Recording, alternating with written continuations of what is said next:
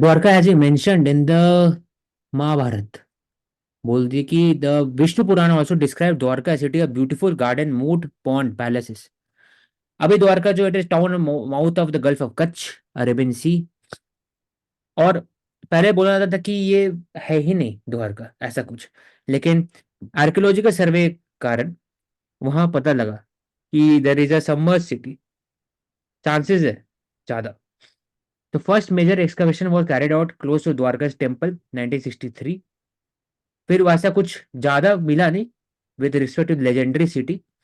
1979 में ASI had carried out second excavation, और who is credited with unearthing number of Harappan city in including port of लोथे।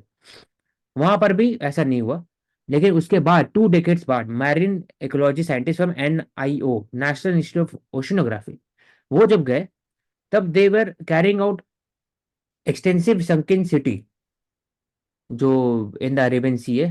तब उनको मिला 200 stone anchor, stone structure, stone sculpture, pieces of marble etcetera.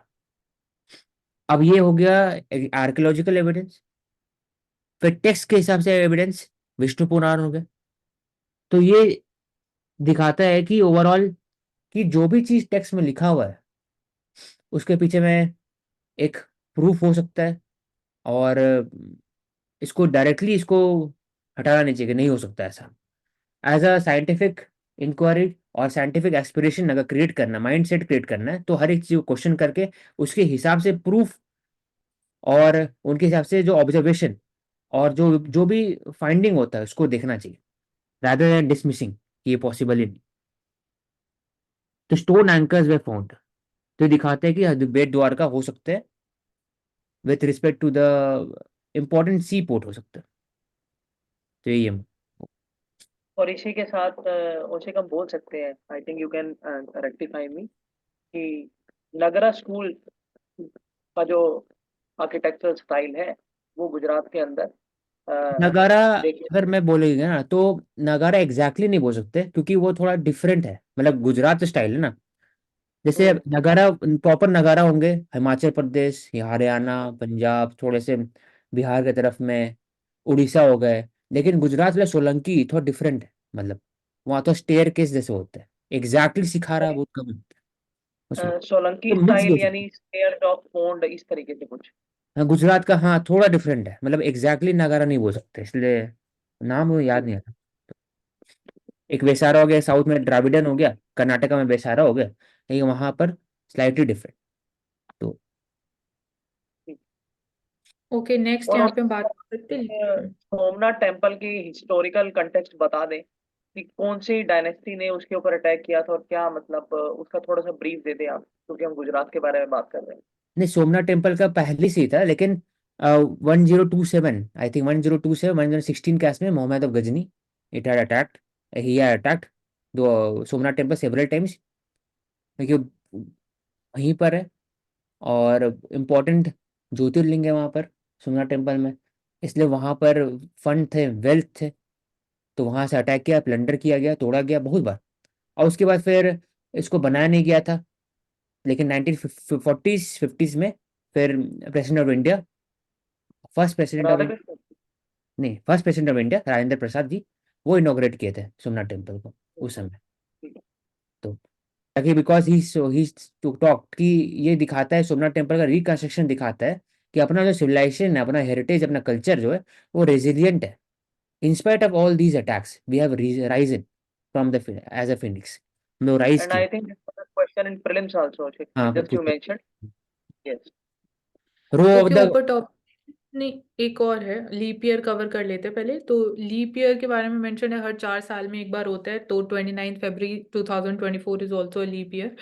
सो हर 4 साल में क्यों होता है? क्योंकि जो अर्थ टाइम लेता है to revolve around the sun, तो एक पूरा राउंड कंप्लीट करने में it takes 365 days, 5 hours 48 minutes and 46 seconds। तो 5 hours 48 minutes 46 seconds जो है, अगर हम इसको 6 hours के हिसाब से इसको कैलकुलेट किया जाता है, तो 6 hours हर 4 साल में अगर इसको ऐड 22 हो करेंगे जाता तो है। एक 24 hours बन जाएगा। तो इसलिए वो एक डे ऐड हो जाता है। एंड एक यहाँ पे सिंपल चीज़ है, और यहाँ पे लाइक मेंशन भी है कि prime minister Morarji Desai he was also born on 29 फरवरी 1896। तो इनके बारे में बात करें तो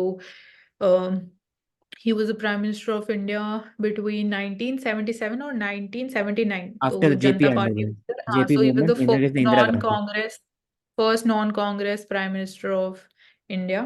एंड पहले So he I, also serve as the minister of home affairs also.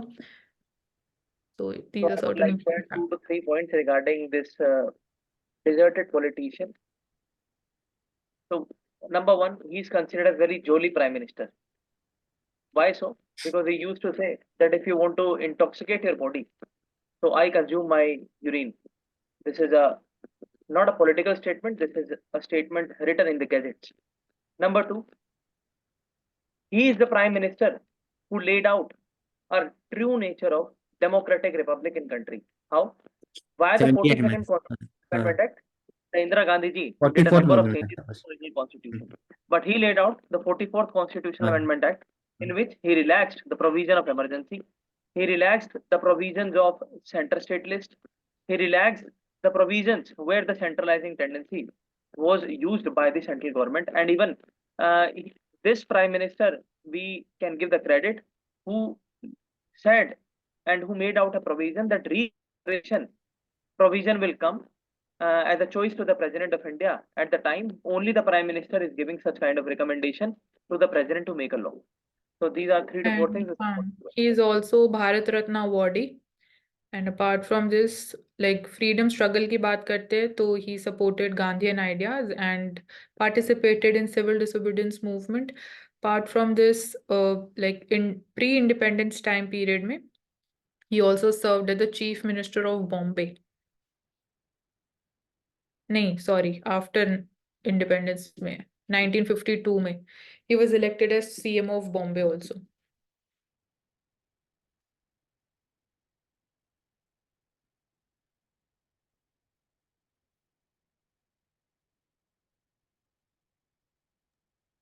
Row over the Karnataka bill में it propose to how temples are tax. तो इंडिया में देखा जाता है कि most of the temples are taxed, और उनसे एक चैरिटेबल इंडोमेंट एक्ट इनके अंदर में बोला गया कि 1 करोड़ के ऊपर जो भी इनकम होगा, it will B common pool for the maintenance of temple, और एक तरह से नेट इनकम कैलकुलेट किया जाएगा और फिर उसको डिस्ट्रीब्यूट किया जाएगा। तो इसमें दो टाइप का होता है। इसमें पहली बात बोलता है कि जो टेम्पल के अंदर मैनेजमेंट है वो सरकार के एडमिनिस्ट्रेटिव फंक्शनिंग लोग बैठते हैं, पॉलिटिकल एग्जीक्यूटिव लोग भी चलाते हैं, क्योंकि वो सेकुलर है। लेकिन उससे क्या होता है, मिसमैनेजमेंट ऑफ फंड, करप्शन, और कभी कभी टेम्पल का फंड को यूज किया जाता है for other purposes, development purposes. तो क्वेश्चन उठता है, क्या सरकार को मैनेजमेंट ऑफ द फंड करना चाहिए टेम्पल का? क्या वो सेकुलरिज्म के खिलाफ नहीं है? और दूसरा ये बात है कि रिगार्डिंग कि इसमें बात हुआ कि कांग्रेस गवर्नमेंट है enhance the fund, it will be used to grant aid to the local income temple, providing terminal benefit to ailing priest, providing scholarship to children for families of priests. Other state में कैसा होता है, Telangana approach भी same ही है। वहां पर भी कि commissioner who is in charge of administration of religious institution, common good fund, exact word। इसमें 1.5% ऑफ द एनुअल इनकम देना पड़ता है स्टेट गवर्नमेंट को। तो इसमें उठता है बात कि यार ये सिर्फ और सिर्फ हिंदू मंदिर के लिए कि और सब किसी और के लिए भी, गुरुद्वारा, चर्च या फिर मस्जिद के लिए भी? फिर टैक्स देना पड़ रहा है, टैक्सेसेबल है, प्लस एडमिनिस्ट्रेटिव का इंटरफेरेंस है with regarding to the temple administrative functioning. क्या वो सेकुलरिज्म के खिलाफ नहीं है? तो ये कुछ क्वेश्चन। प्रवेश। Now, Sheikh, I've done.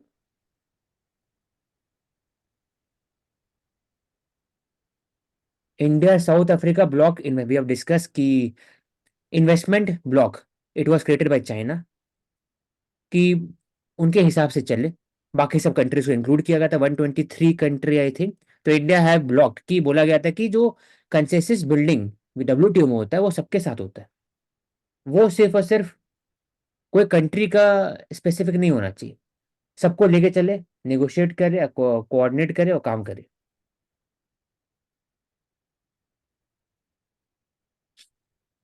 इसलिए it is still developed, IFD is a trade agreement. China inspired investment pact development agenda.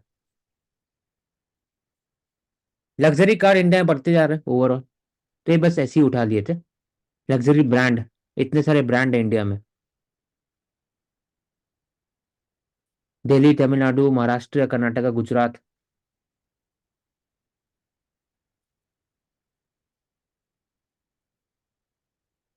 5 lakh till date luxury car है इंडिया में, 5 लाख। सबसे ज्यादा BMW। तो बाकी सब आता है। तो लग्जरी कार में इशू क्या है? पहली बात है कि वो कॉस्ट इफेक्टिव, कॉस्ट का बात ही नहीं हो रहा है। तो पहली बात है कि वो फ्यूल एफिशिएंसी नहीं है, फ्यूल एफिशिएंट नहीं है। V8 इंजन, V6 इंजन बहुत फ्यूल खाते हैं और एक तरह पोल्यूशन क्रिएट करते हैं। तो लग्जरी ब्रांड में अगर बोला जाए तो इसको एनर्जी एफिशिएंट बनाना है, टेस्ला होगा या फिर इलेक्ट्रिक व्हीकल होगा, चाहे वो मर्क या BMW, सब में हाइब्रिड। और यहीं पर एग्जांपल ले सकते हैं टाटा कंपनी का। तो अगर हम ऑटोमोबाइल्स की बात करें तो टाटा जो ऑटोमोबाइल सेक्टर है उसमें लोगों के कुछ कंसर्न थे। पहला कि जो आप हमें हाइब्रिड मॉडल देते हैं, ईवी का हम कैसे विश्वास कर लें जब जो सीएनजी है, सीएनजी और पेट्रोल की गाड़ियों के आप उसमें भी दिक्कत आती है। तो Tata is the first company India जिसको अवार्ड भी मिला है ऑटोमोबाइल सेक्टर के अंदर कि उन्होंने एक IC जेड कुछ करके ऑप्शन होता है गाड़ी के अंदर, उसको इतना रोबस्ट कर दिया है कि जब उसके अंदर से पेट्रोल पास होगा तो भी उतनी पावर जनरेट होगी और जब उसके अंदर से सीएनजी पास होगी उतनी जनरेट होगी। तो अब ये वाला मॉडल जो है अक्रॉस द वर्ल्ड इम्प्लीमेंट हो रहा है।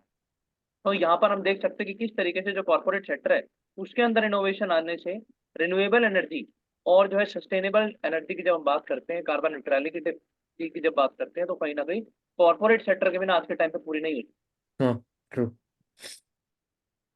फिर regulatory reform soon for ease of doing business, better governance. तो इसमें बात किया गया कि regulation issued under companies act और insolvency bankruptcy code, national finance reporting authority, इसमें कुछ चेंजेस चाहिए। तो IBBI, इसमें एक चेंजेस था जो वहां से करना था कि लिक्विडेशन में फोकस ज्यादा किया रहता है rather than management, better management of the companies. Her company को लिक्विडेट करने की जरूरत नहीं है, आप मैनेज, ये सेल्फ रेगुलेशन का बात होता है। NFRA में बात होता है कि बेटर अकाउंटिंग मैकेनिज्म, ऑडिटिंग कैसे हो कोई कंपनीज का। तो उसमें एक ऊपर ही पड़े, लोकल बॉडी से पड़े थे, लेकिन उसको इसमें भी अप्लाई कर सकते हैं कि चार्टर्ड अकाउंटेंट से रिलेटेड एक नेशनल पोर्टल होना चाहिए जिसमें उसी चार्टर्ड अकाउंट के हिसाब से आप अकाउंटिंग और ऑडिटिंग कर सकते हैं। यहाँ पर औशिक मैं दो चीजें बोलूंगा कि हमारे यहाँ ना ILP मतलब 3 तरीके के IP हैं, इंडियन प्रोफेशनल एसोसिएशन। तो IBBI का, NFRA का जितना मैटर वो डील करते हैं, उनके अंदर CA भी है, उनका सारा डाटा रिकॉर्ड होता है पहले से ही। तो दिक्कत क्या है? दिक्कत ये नहीं है कि लिक्विडेशन ज्यादा होता है, दिक्कत तो लिक्विडेशन करने की हो ही नहीं रही। लिक्विडेशन टाइम पर नहीं होता है। जो टाइम पीरियड दिया गया वो 186 दिन का, और उसके बाद जो एक्सटेंशन है 365 दिन की, वो उसको